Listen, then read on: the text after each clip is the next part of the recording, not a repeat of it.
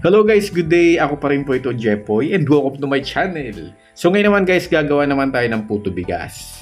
Puro na lang ako puto, no? Pero okay lang yan kasi bare months na naman. Magagawa nyo to or pwede nyo tong gawin negosyo and then panghanda nyo na rin sa inyong pang Noche Buena. So ngayon pa lang, gawin nyo na. So samahan nyo ako guys. Let's go!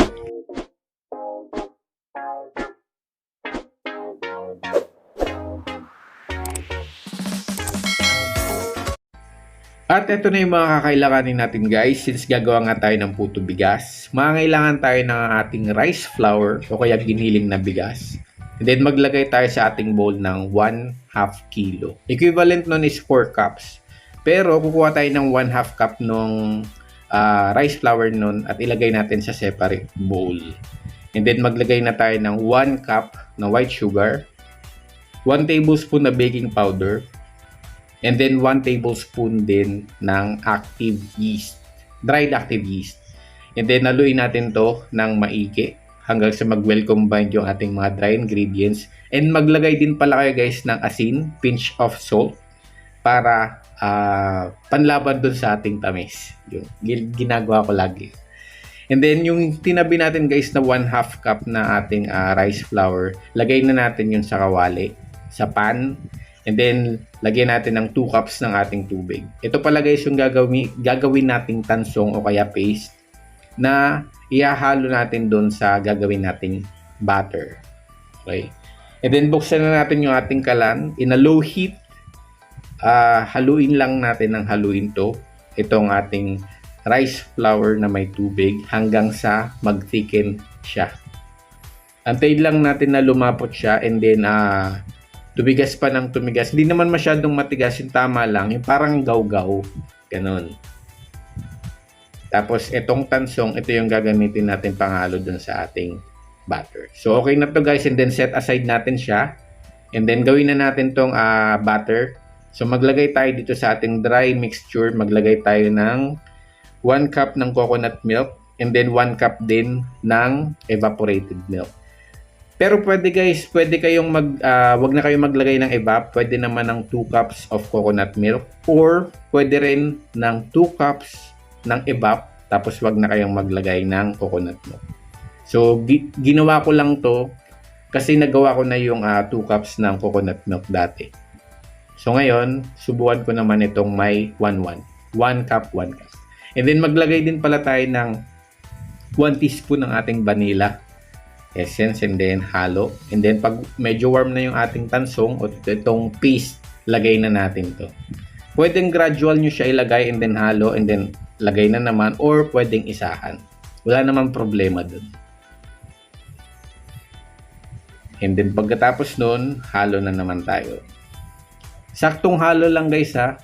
Dito lang kasi sa aking video, ang bilis-bilis ng halo kasi na speed up ko na siya. Kaya kung makikita nyo parang bilis-bilis kumagalo. Speed up na kasi yung video kaya ganyan. Pero tamang halo lang naman.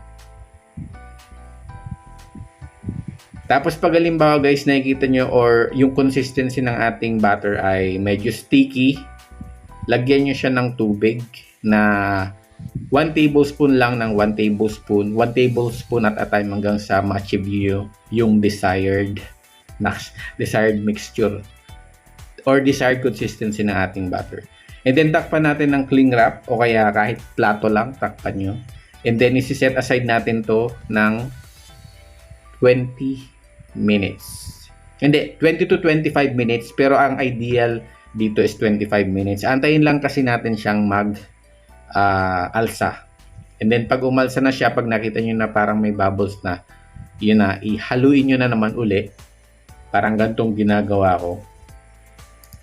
Halo, and then pagkahalo nyo guys, pag okay na, and then lagay na natin siya sa ating puto molder. Ang ginamit kong size ng puto molder dito ay large size.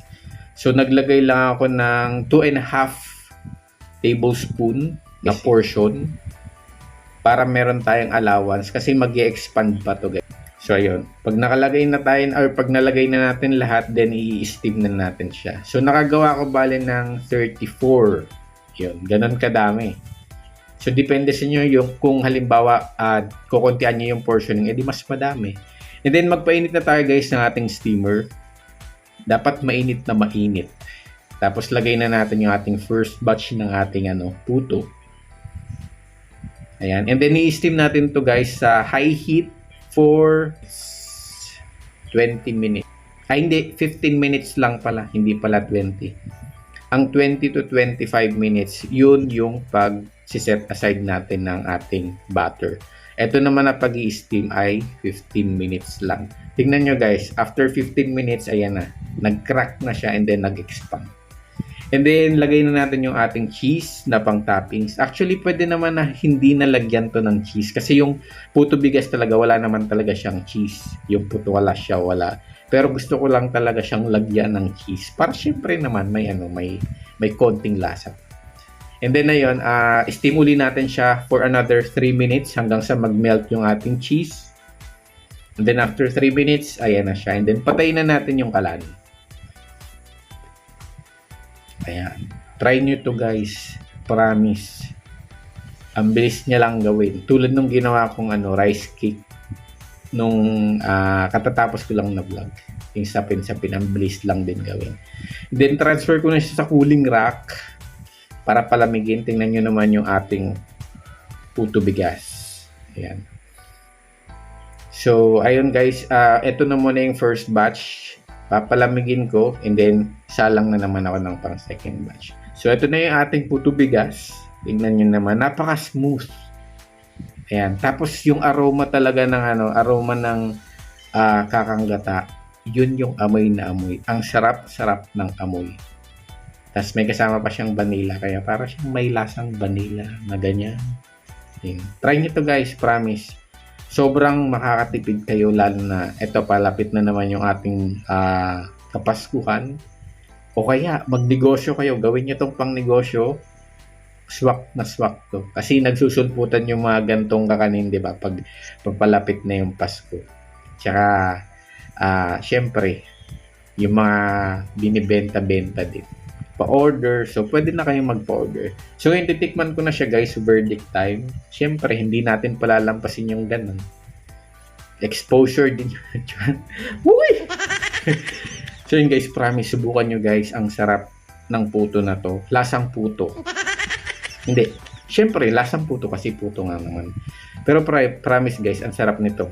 Tama ang tamis. Basta, ang smooth. Ang sarap nito sa kape. Sarap nito sa merienda, panghandaan. So, gawin nyo na to guys, pang negosyo nyo, since malapit na ang Kapaskuhan, and then, pang regalo nyo din. So, yun lang guys, hanggang dito lang. And please subscribe naman guys. Kailangan ko pa ng mga 400 subscribers para ma-hit natin yung 1K subscribers. So, kaya naman guys, please, nagmamakawa na ako. Please don't forget to like, share, and subscribe. Bye-bye!